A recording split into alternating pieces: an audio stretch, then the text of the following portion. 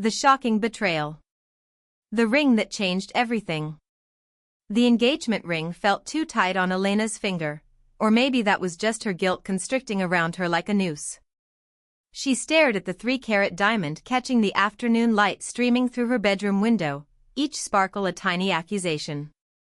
In exactly 4 hours, she would walk down the aisle of St. Catherine's Cathedral and marry David Whitmore, the man every woman in Charleston wanted, the man her mother had dreamed of calling son-in-law, the man who had given her everything she thought she wanted. And in exactly 4 hours, she would destroy him. Not with cold feet or a dramatic runway bride moment, but with something far more calculated, far more devastating. Elena Martinez had spent the last 6 months planning the perfect revenge, and her wedding day would be its crowning achievement. But to understand why she was about to do the unthinkable, you had to go back to where it all began, to the moment her world shattered into pieces so small she wondered if they could ever be put back together. 6 months earlier, the woman in the red dress. Elena had walked into David's downtown office building that Tuesday afternoon with homemade lunch and a heart full of love. They had been together for 3 years, engaged for 6 months, and she still got butterflies every time she thought about spending forever with him. David was everything she had never known she needed, stable where her life had been chaotic, calm where she had been anxious, wealthy where she had struggled. He had rescued her from a life of barely making ends meet as a freelance graphic designer, had introduced her to a world of country clubs and charity galas, had made her feel like Cinderella finally finding her prince. She smiled at the security guard, signed in, and took the elevator to the 14th floor where Whitmore Development had its headquarters. David's assistant, Tracy, wasn't at her desk, which was unusual but not alarming. Elena had a key to David's private office, a privilege he had given her months ago, a symbol of trust that had made her feel special and chosen. She balanced the lunch containers in one hand and unlocked the door with the other, already imagining his surprised smile when he saw she had brought his favorite pasta from Gianna's. But David wasn't at his desk. The office was empty, silent except for the faint hum of the air conditioning and the muffled sounds of the city below. Elena set the lunch on his desk and checked her phone. No messages. Maybe he was in a meeting that was running late. She was about to leave when she heard it. A sound that made her blood run cold. A woman's laugh, low and intimate, coming from the attached conference room. The truth behind the door. Elena's hand trembled as she reached for the conference room door handle. Some part of her, the part that still believed in fairy tales and happy endings, screamed at her to turn around, to leave, to preserve the illusion of her perfect life. But a stronger part, the part that had survived a childhood of instability and disappointment, needed to know the truth. She opened the door. The scene that greeted her would be seared into her memory forever, playing on an endless loop during sleepless nights and haunting the edges of her consciousness during the day. David had his back to her, his suit jacket discarded on a chair, his shirt partially unbuttoned. And in front of him, perched on the edge of the conference table with her legs wrapped around his waist, was Vanessa Sterling. Her best friend. Her maid of honor. The woman she had known since college, the woman who had held her hand through her father's funeral, the woman who had helped her pick out her wedding dress just 3 weeks ago. They hadn't noticed her yet, too absorbed in each other, too caught up in their betrayal. Elena heard Vanessa whisper something about how they needed to be more careful, how the wedding was getting too close, how much longer they would have to keep pretending. And David, her David, the man who was supposed to love her, honor her, cherish her, laughed and said, "Just a few more months, baby. Once we're married and I have access to her trust fund from her grandmother, we can be together openly. I'll file for divorce, claim irreconcilable differences, and you and I can finally stop sneaking around." The mask falls away. Elena must have made a sound, a gasp or a whimper, because suddenly they both turned to look at her. For a moment, everything froze. Then Vanessa scrambled off the table, her red dress twisted, her lipstick smeared, her eyes wide with something that might have been guilt or might have been fear of losing her meal ticket. But it was David's face that Elena would remember most. In that instant, she saw something she had never seen before. His mask slipped, and underneath the charming smile and the loving words and the careful romance, she saw cold calculation. She saw a man who had never loved her, who had seen her as nothing more than a means to an end, a key to unlock the trust fund her grandmother had left her that would mature upon her marriage. He had researched her, targeted her, romanced her, all for money. Every tender moment, every whispered word of love, every promise of forever, had been a lie. "Elena," he started, his voice taking on that soothing tone he used when he wanted to manage her emotions, to calm her down, to make her doubt herself. "This isn't what it looks like." The sheer audacity of the cliché snapped something inside her. She laughed, a harsh sound that didn't sound like it came from her own throat. "Really, David? Because it looks like you're fucking my best friend while planning to marry me for my inheritance. What exactly should it look like?" Vanessa, ever the actress, burst into tears. "Elena, I'm so sorry. It just happened. We didn't mean for this to..." "Don't," Elena cut her off, her voice sharp as broken glass. "Don't insult me with lies on top of lies. I heard everything. I know this wasn't some accident or moment of weakness. This was calculated. This was planned. You were both using me. The seeds of revenge." Elena turned to leave, her mind already spinning, her heart breaking into pieces that she wasn't sure could ever be reassembled. But David's next words stopped her cold. "If you leave me, you'll regret it," he said, his voice losing all pretense of warmth.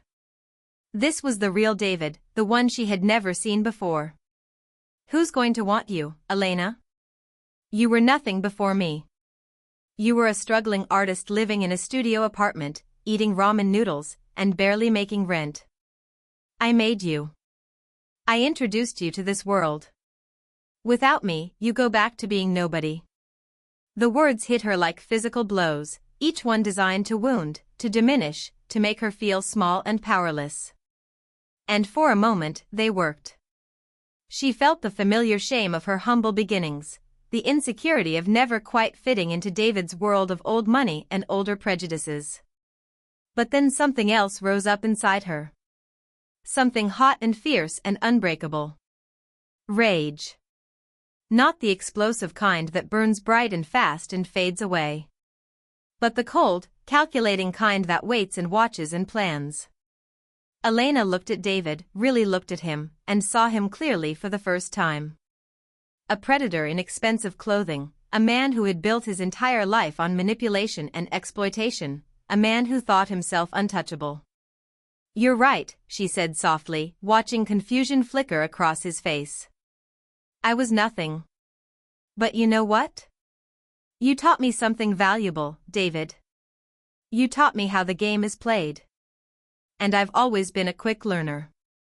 The plan takes shape."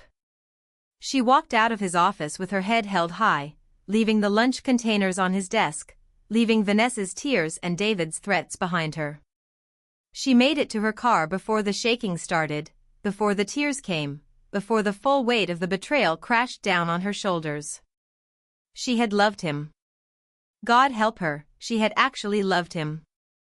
Had believed every word, every promise, every carefully constructed lie. And Vanessa. Her best friend since freshman year of college. The woman she had trusted with her deepest secrets, her greatest fears, her most vulnerable moments. The woman who had been there through everything, or so she had thought. How long had they been laughing at her behind her back? How long had they been planning this? Elena drove home in a daze, her mind struggling to reconcile the life she thought she had with the reality of what it actually was. When she finally made it to the apartment she shared with David, the penthouse overlooking the harbor that he had insisted they live in, she stood in the middle of the living room and looked around at the expensive furniture, the designer clothes hanging in her closet, the jewelry he had given her, and realized it was all a cage. A beautiful, expensive cage, but a cage nonetheless. Her phone buzzed. "David. Baby, please let me explain. Come back so we can talk about this. I love you." She almost laughed at the absurdity of it. even now, even after being caught red-handed, he thought he could smooth it over, manipulate her back into compliance, make her doubt what she had seen with her own eyes. That's when the idea came to her. Not fully formed, not yet, but the kernel of it, the seed that would grow into something devastating. The unexpected alliance. Elena spent the next week in a haze of heartbreak and rage. David called constantly, sent flowers, showed up at the apartment with apologies and explanations that ranged from pathetic to insulting. Vanessa sent tear-stained text messages claiming she was a victim too, that David had seduced her, that she hadn't known about the inheritance scheme. Elena ignored them both. She needed to think, to plan, to figure out how to turn this devastating loss into something resembling victory. The breakthrough came from an unexpected source. Elena was drowning her sorrows at a wine bar downtown, trying to avoid the places she and David usually frequented, when a woman slid into the seat next to her. She was stunning, with sharp cheekbones, dark hair pulled back in a severe bun, and eyes that seemed to see right through the brave face Elena was trying to maintain. "You're Elena Martinez," the woman said. It wasn't a question. "I'm sorry, do I know you?" Elena asked, immediately on guard. "No, but I know David Whitmore. I'm Sophia Chen. And I think we can help each other." Elena's hand tightened around her wine glass. "I'm not interested in whatever you're selling." "I'm not selling anything," Sophia said, her voice calm and measured. "I'm offering information. You see, 3 years ago, David did to me exactly what he's doing to you. He targeted me, romanced me, proposed, and was planning to access my family's money before I caught him cheating. The difference is, I didn't have proof. He gaslit me so effectively that even I started doubting what I had seen. And when I tried to expose him, he destroyed my reputation so thoroughly that I had to leave Charleston to rebuild my life." The network of victims. Elena stared at her, pieces clicking into place. "You came back." "I came back," Sophia confirmed, "because I heard through the grapevine that he was at it again. That he had found another target, another woman with money and just enough insecurity for him to exploit. And I started digging. Do you want to know what I found?" Elena's heart was pounding. "Tell me." Sophia pulled out a tablet and began scrolling through files. "David Whitmore has done this 5 times in the last 7 years. 5 women, all with family money, all isolated from their support systems, all almost married when they caught him cheating. The pattern is always the same. He researches women who have recently come into money or stand to inherit, he targets them at vulnerable moments in their lives, he isolates them from friends and family who might see through him, and then he plans to marry them long enough to claim a portion of their assets in a divorce. But here's the thing, Elena. He's never actually made it to the altar. Every single one of his marks has caught him before the wedding. Except this time." "What do you mean?" Elena asked, though part of her already knew. "You're still engaged to him," Sophia said, leaning forward. "He called you, sent you flowers, tried to explain it away. He's not acting like a man who got caught and lost. He's acting like a man who thinks he can still salvage this. Which means he still thinks he's going to get your money." The decision. Elena felt something shift inside her, like tectonic plates moving, reshaping the landscape of her future. "So what do you suggest I do?" Sophia smiled, and there was something predatory in it, something that promised satisfaction and vengeance in equal measure. "I suggest you give him exactly what he wants. Marry him. Walk down that aisle. Say those vows. And then, when he thinks he's won, when he thinks he's gotten away with it one more time, we destroy him. Completely. Publicly. Irreversibly." Elena should have said no. The reasonable, rational part of her knew that revenge was a dangerous game, that walking into a marriage with a man she now hated was insane, that the smart thing to do would be to walk away and never look back. But the part of her that had been made to feel small, that had been manipulated and used, that had watched her best friend betray her and her fiancé reduce her to a dollar sign, that part wanted blood. "What's your angle in this?" Elena asked. "What do you get out of helping me?" "Satisfaction," Sophia said simply. "David Whitmore destroyed my reputation, my career, and my ability to trust. He got away with it because I couldn't prove anything, because he was too careful, too connected. But this time, with you, we can make sure he never does this to anyone else again. We can make him pay for every woman he's hurt, every heart he's broken, every trust he's violated. The point of no return." Elena thought about her grandmother, who had left her the trust fund with the explicit hope that it would give Elena security and independence. She thought about how David had turned that gift into a weapon, had used her grandmother's love against her. She thought about all the other women Sophia had mentioned, all the hearts David had broken in his relentless pursuit of wealth and power. And she thought about the man she had believed David to be, the man she had loved, and how that man had never existed at all. "Okay," she heard herself say. "Tell me what I need to do."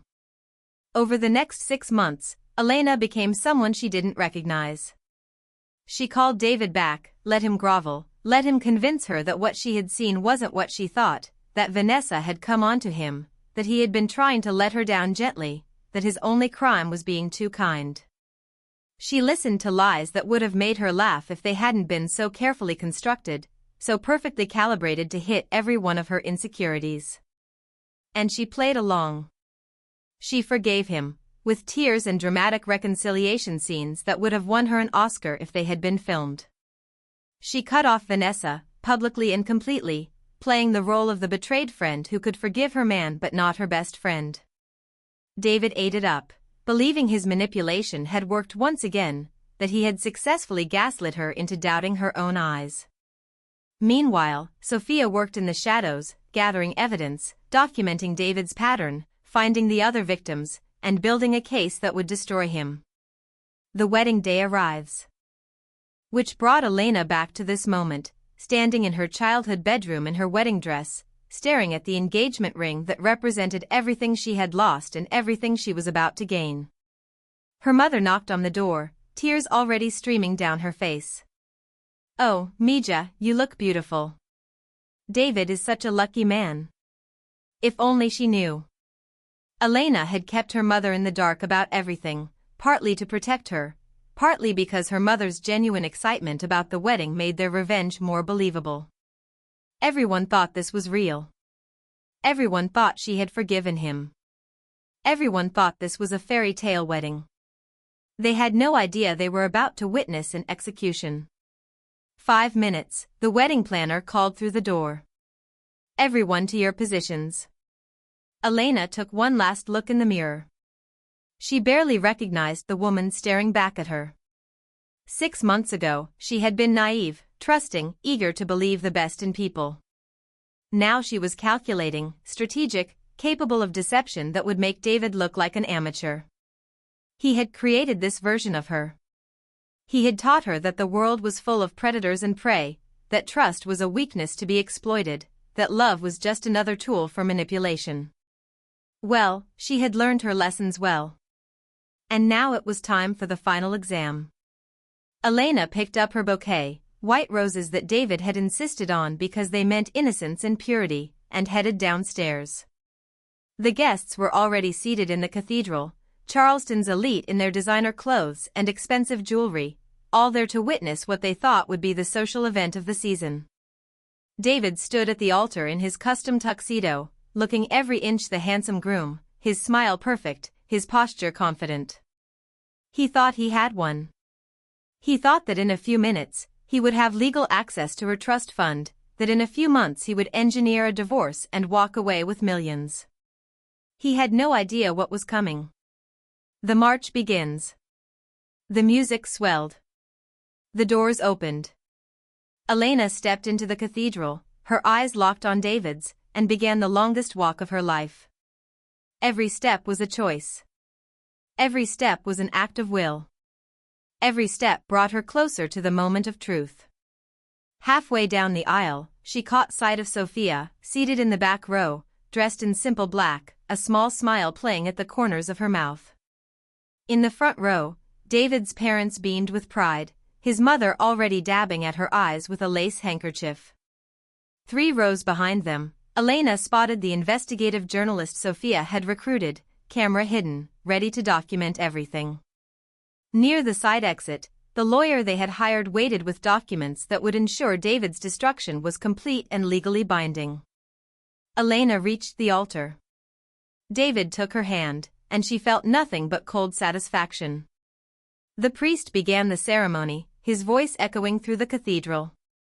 "Dearly beloved, we are gathered here today." Elena barely heard the words. She was too focused on what was coming, on the moment that had been 6 months in the making, on the revenge that would be so much sweeter than walking away could ever have been. The priest asked if anyone had reason why these two should not be wed. The traditional moment of silence stretched out. Elena felt David squeeze her hand, his confidence absolute. He had gotten away with it. He had won. Or so he thought. Because what David didn't know, what he couldn't have anticipated, was that Elena Martinez was done being prey. And when the priest asked, "Do you, Elena Maria Martinez, take this man to be your lawfully wedded husband?" she smiled. And everything changed. Heartbreak and revenge. The vow that shattered everything.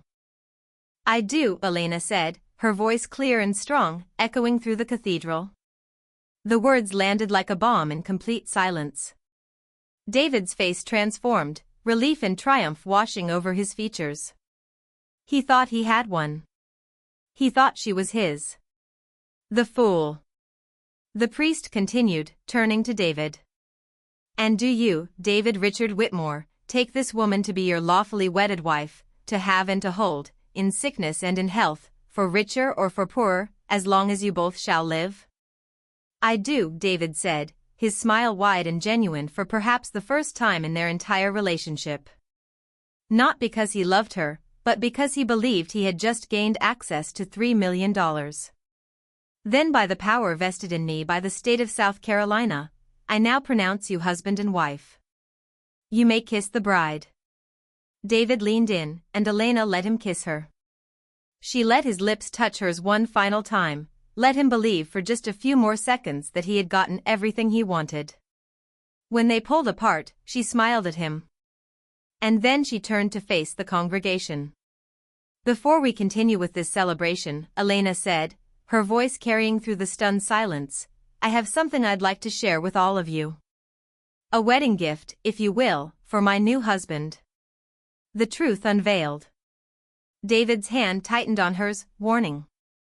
She could see confusion flickering in his eyes, the first hint that something wasn't going according to his plan.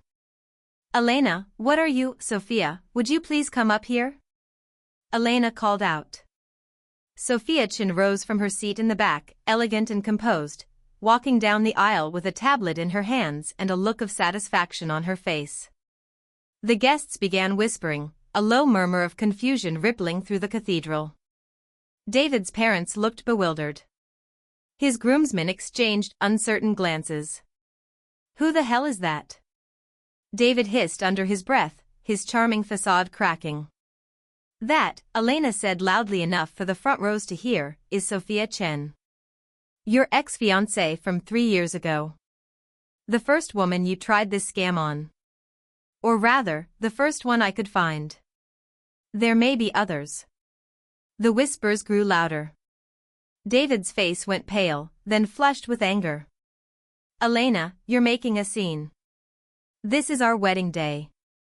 Whatever you think you know." "Oh, I don't think, David. I know." Elena took the tablet from Sophia and held it up for the guests to see. "6 months ago, I walked into your office and found you with my best friend, Vanessa Sterling. Who, I notice, is conspicuously absent from this wedding despite being my maid of honor. Anyone wonder why? The evidence mounts." She tapped the tablet, and a large screen behind the altar, which had been set up for their wedding video montage, suddenly came to life. The image was grainy but clear enough. David and Vanessa in his office, her legs wrapped around him, his hands in her hair. The audio came through the cathedral's sound system, crystal clear, David's voice saying, "Just a few more months, baby. Once we're married and I have access to her trust fund, we can be together openly." Gasps echoed through the cathedral. David's mother stood up, her hand pressed to her chest. His father's face turned crimson with rage, but whether at his son or at Elena for exposing him, she couldn't tell. "That's taken out of context," David said, his voice desperate now, reaching for the tablet. "Elena, you don't understand, then let me provide more context," Elena said, stepping away from him. She tapped the screen again, and a new image appeared. Bank statements, showing David's accounts, which he had always claimed were flush with family money. The truth was different. He was drowning in debt, had been for years, living off credit and the appearance of wealth. "Your family's development company went bankrupt 2 years ago," Elena continued, her voice steady despite the pounding of her heart. "Your father remortgaged everything to try to save it, but it was too late. You've been living on credit cards and loans, maintaining the illusion of wealth while actively hunting for women with money to exploit. The network exposed." Sophia took over, her voice cool and professional. "My name is Sophia Chen, and 3 years ago, David Whitmore proposed to me. We had been dating for 8 months when I walked in on him with another woman. When I confronted him, he convinced me I was seeing things, that I was paranoid, that I was emotionally unstable. He gaslit me so effectively that I started believing him. But when I started asking questions about his finances, about his family, he ended our relationship and started a whisper campaign that destroyed my reputation in Charleston. I had to move to Atlanta to rebuild my life." The screen changed again, showing photographs of other women. 5 faces, all beautiful, all looking happy in photos with David. "Meet Rebecca Lauren, Amelia Davidson, Jennifer Park, Christina Holmes, and Madison Reeves," Sophia continued. "All women David courted in the last 7 years. All women with family money or trust funds. All women who caught him cheating right before their weddings. All women he convinced were crazy or paranoid or misunderstanding what they saw. Until Elena." The guests were in complete chaos now, some standing, some talking loudly, some recording on their phones. The journalist Sophia had planted was capturing everything, ensuring this story would hit the news cycle before the reception dinner was even supposed to start. David's facade crumbles. David made a move toward the screen, as if destroying the display would somehow undo the truth, but Elena's lawyer stepped forward, along with 2 security guards they had hired specifically for this moment. "Don't," Elena warned. "It's over, David. Everyone knows now. Everyone can see exactly what you are." "You bitch," David snarled, and there it was. The real David, the one she had glimpsed that day in his office, emerging fully now that his mask had been ripped away. "You actually went through with the wedding just to humiliate me? What kind of sick, vindictive?" Elena's laugh was sharp. "You targeted me, David. You researched my grandmother's trust fund, you found out about my insecurities about money and belonging, and you crafted an entire persona designed to make me fall in love with someone who didn't exist. You planned to marry me, access my inheritance, and then divorce me while probably continuing to sleep with my best friend. And you call me vindictive for exposing the truth?" David's father stepped forward, his face a mask of fury.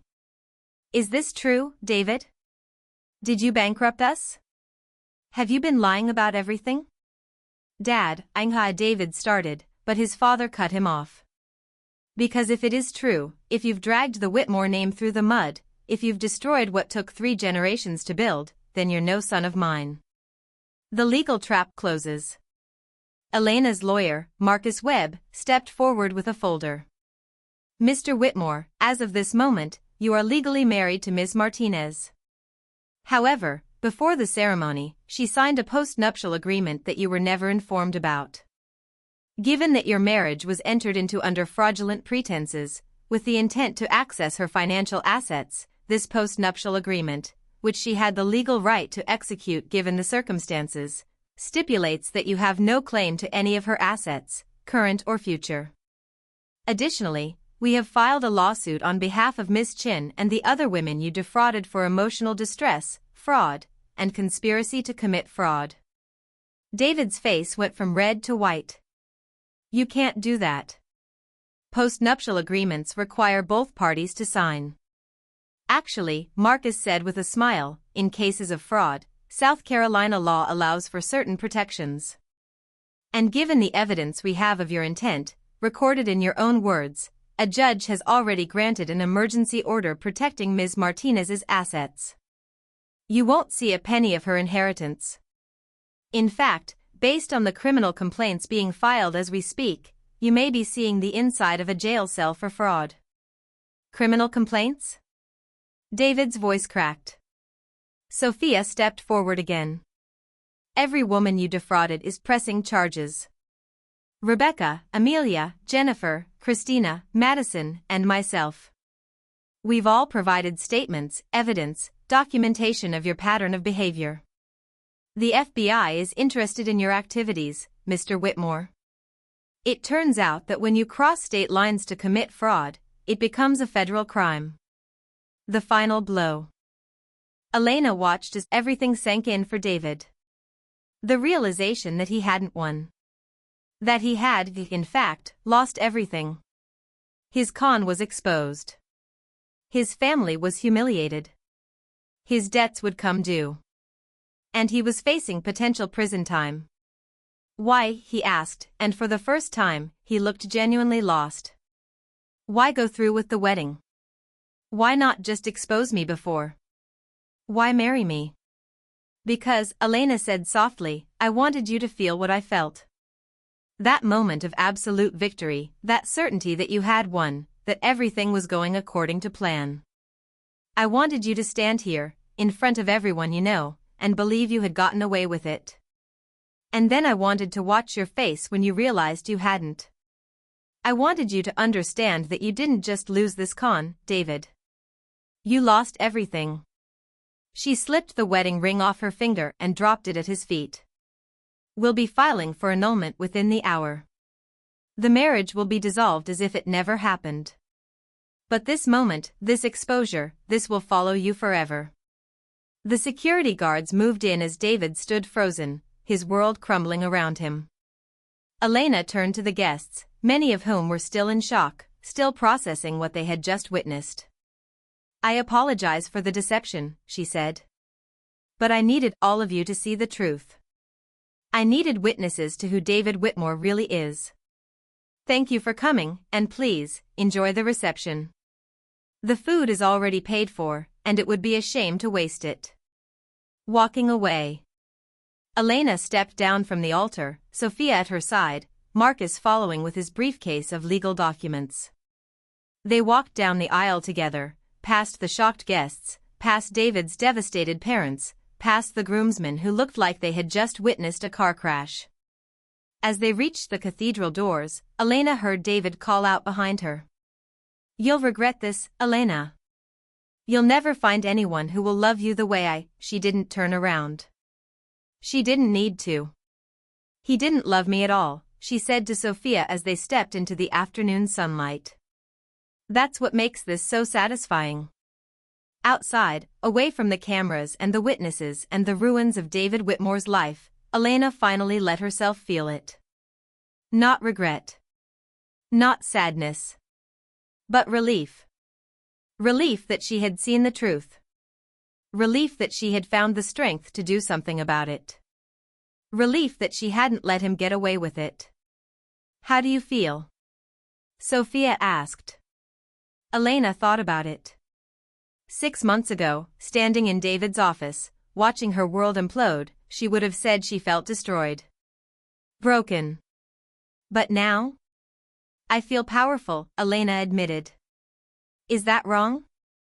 Should I feel guilty? No, Sophia said firmly.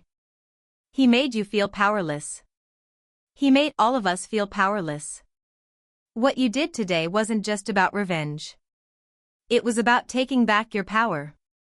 It was about making sure he never does this to anyone else. The unexpected encounter. They were heading to Elena's car when a man stepped into their path. He was tall, with dark hair graying at the temples, wearing an expensive suit that somehow looked comfortable rather than stuffy. His eyes were kind but curious. "Ms. Martinez? I'm sorry to intrude, but I couldn't help witnessing what just happened in there." Elena tensed, ready for judgment or accusation. But the man smiled. "I'm James Castellano. I'm an attorney who specializes in fraud cases. What you just did in there was brilliant, legally sound, and exactly what someone like David Whitmore deserved. I wonder if you might have time to talk. I have a proposition that I think might interest you." "I'm not really in the mood for propositions right now," Elena said warily. James laughed. "Nothing romantic, I assure you. It's just that there are a lot of men like David out there. Men who target vulnerable women, who use charm and manipulation to exploit them. What if there was a way to help those women fight back? What if there was an organization specifically designed to expose these predators and help their victims seek justice?" Elena looked at Sophia, who was studying James with interest. "Go on," Sophia said. "I run a legal foundation that helps victims of romantic fraud," James explained. "We have investigators, attorneys, therapists. We help women gather evidence, build cases, and expose the men who target them. But we're missing something. We're missing people who understand, firsthand, what it's like to be targeted. People who can reach these women when they're still under the spell of manipulation. A new purpose." "You want us to work for you?" Elena asked. "I want you to join our team," James corrected. "Not as employees, but as partners. People like David, they leave a trail of broken hearts and ruined lives. Most of their victims never get justice because they're too embarrassed, too traumatized, or too afraid to come forward. But if they saw what you just did, if they knew there were people who would believe them and help them fight back, maybe things could change." Elena felt something stir inside her. A purpose. A direction. For 6 months, she had been focused on revenge, on making David pay. But what came after? She had her money, her freedom, her vindication. But what was she supposed to do with the rest of her life? "I need time to think," she said. James handed her a business card. "Of course. But think about this, you were strong enough to turn your pain into power. Imagine what you could do if you helped other women do the same." As James walked away, Elena looked at the card in her hand. The foundation was called Phoenix Rising, which felt almost too on the nose, but also strangely appropriate. "Are you considering it?" Sophia asked. Elena watched the chaos still unfolding at the cathedral behind them. News vans were already arriving, drawn by the social media posts from guests. David's story would be everywhere by tomorrow. His face would be associated with fraud and manipulation. His victims would finally be believed. Seeds of doubt. "I don't know," Elena admitted. "Part of me just wants to disappear, to take my trust fund and go somewhere nobody knows me, somewhere I can forget all of this. But another part of me feels like I learned something these past 6 months. I learned how to investigate, how to gather evidence, how to build a case. I learned that I'm stronger than I thought I was. And maybe those skills could be used for something more than just my own revenge." Her phone buzzed. A text from a number she didn't recognize. "My name is Ashley Thornton. I saw the videos from your wedding on social media. My fiancé has been acting strange lately, secretive about money, and I just found out he's been researching my family's business. I don't know who else to turn to. Can you help me?" Elena stared at the message, her heart pounding. One woman. One potential victim who might be saved from going through what Elena had experienced. "Sophia," she said slowly, "what if James is right? What if we could actually help people?" "Then we help them," Sophia said simply. We take everything David taught us about manipulation and use it to protect others instead of hurt them. We become the people we needed when we were being targeted. Elena's finger hovered over the reply button on Ashley's message. This was a choice. She could ignore it, could walk away, could focus on healing herself and moving on with her life. Or she could step into something bigger, something that might give meaning to all the pain she had endured. The choice. Before she could decide, her phone rang. David. She almost didn't answer, but curiosity got the better of her. What do you want? Elena, please. His voice was desperate now, all the charm stripped away, leaving only panic. We can work this out. I'll give you whatever you want. Just call off your lawyers, tell those women to drop the charges. I'm begging you.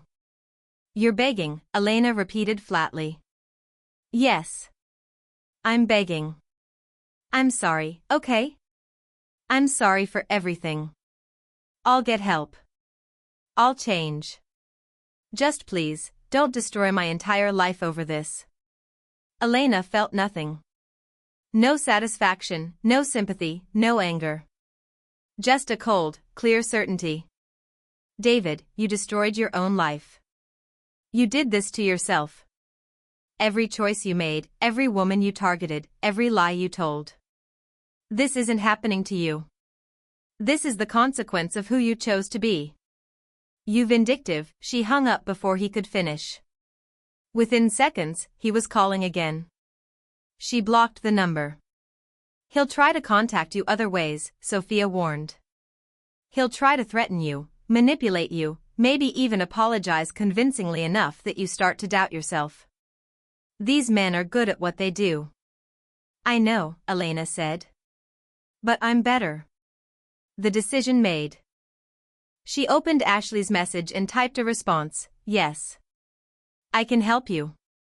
Let's meet tomorrow. As she hit send, Elena felt something shift inside her. The woman who had stood in David's office 6 months ago, watching her world shatter, was gone. The woman who had walked down that aisle today, playing the role of the blushing bride while planning her fiancé's destruction, was already evolving into something else. She was becoming someone who turned pain into purpose, who used the lessons learned from betrayal to protect others from suffering the same fate. So we're doing this? Sophia asked, a smile playing at her lips. We're doing this, Elena confirmed. They got into Elena's car, driving away from the cathedral, away from David and his shattered life, away from the woman Elena used to be.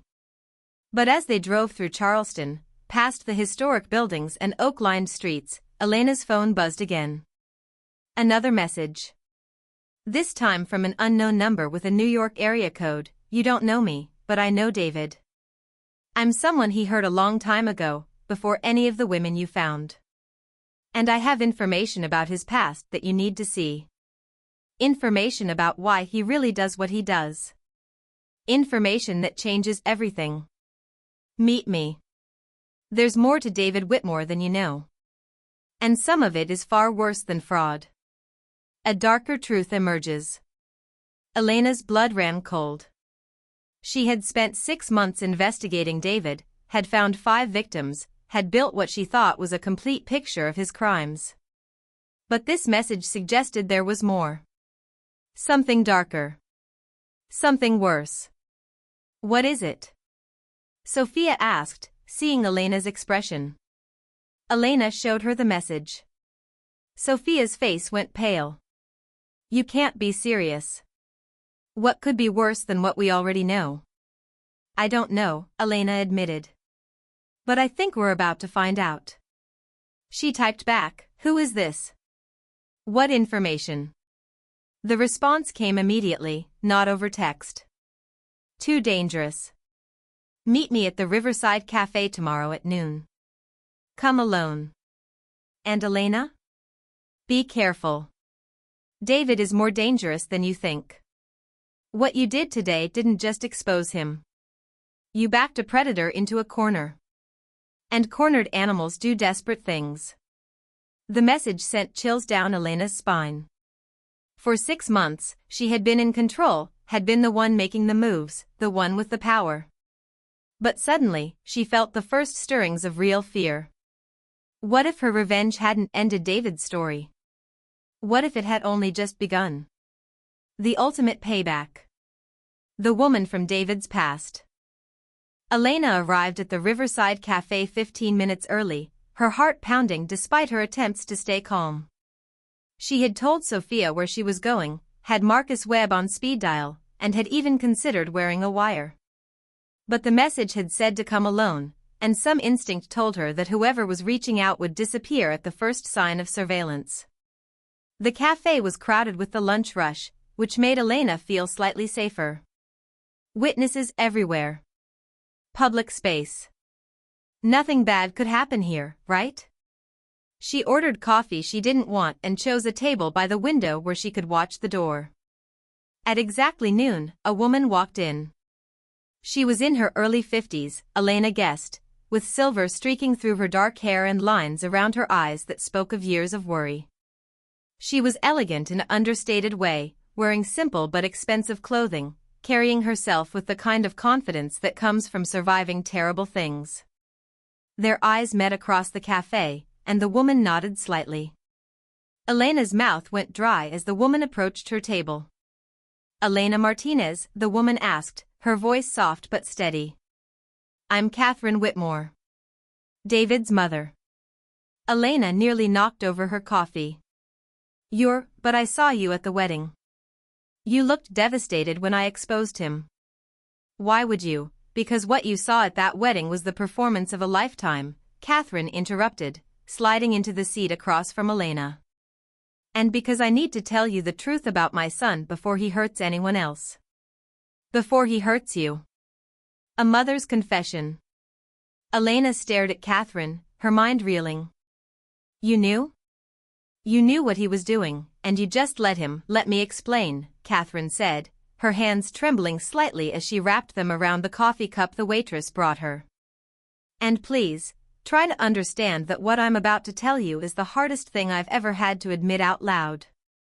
She took a deep breath. "David is my son, and I love him.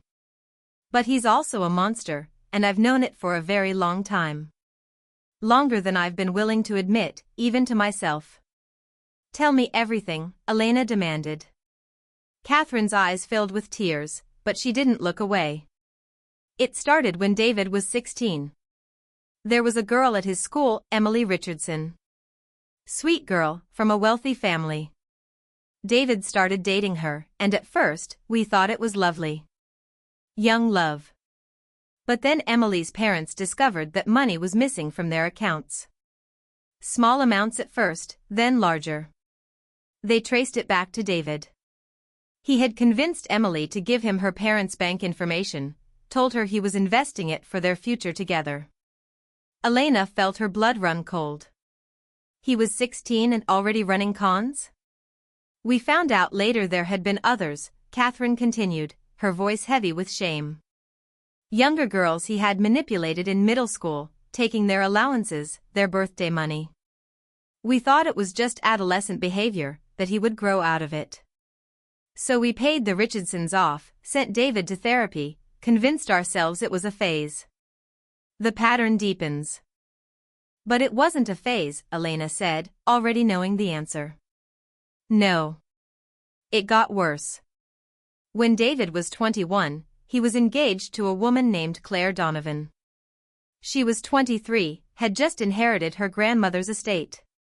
6 months after they got engaged, Claire was found dead. Officially ruled an accident, she fell down the stairs in her apartment. But there were questions. Inconsistencies in David's statement to the police. Bruises on Claire's wrists that suggested she had been grabbed. And most damning of all, David was the sole beneficiary of her life insurance policy, which he had convinced her to take out just weeks before her death. Elena's hands went ice cold. "He killed her?" "The police couldn't prove it," Catherine said, tears streaming down her face now. "There wasn't enough evidence. The insurance company investigated but ultimately paid out. David got $500,000. And my husband and I, God help us, we convinced ourselves it really was an accident. We told ourselves that our son couldn't be capable of something so evil. We chose to believe his lies because the alternative was too horrible to accept. But you knew, Elena whispered. Deep down, you knew. Yes, Catherine admitted. I knew. And I did nothing. I let him keep the money. I let him move forward with his life. And when the money ran out and he started targeting other women, I told myself it was just about the money. That he was a con artist, not a killer. That Claire really had been an accident. I chose to believe the lie because the truth would have destroyed our family. The real danger. Elena's mind was racing, pieces clicking into place. The 5 women Sophia and I found, the ones who caught him before the wedding, why didn't he hurt them? Because they caught him in time, Catherine said. Because they ended things before he could marry them, before he could get access to their money, before they became obstacles he needed to remove. But you, Elena, you married him. And then you destroyed him publicly. You didn't just walk away. You made sure he lost everything. You backed him into a corner. Elena felt fear crawl up her spine.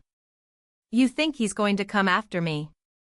I know he is, Catherine said urgently. I've known my son for 33 years. I know how he thinks, how he operates. When someone threatens him, when someone makes him feel powerless, he doesn't just walk away. He retaliates. And his retaliation isn't legal battles or reputation damage. It's final. You think he's going to try to kill me, Elena said, the words sounding surreal even as she spoke them. Catherine reached across the table and grabbed Elena's hands. I think he's going to try to make you disappear. Make it look like you ran away, couldn't handle the public attention, left town to start over somewhere else. And in a few months, maybe a year, your body will be found somewhere, and it will look like suicide or an accident, and David will play the grieving husband, and no one will ever prove he had anything to do with it.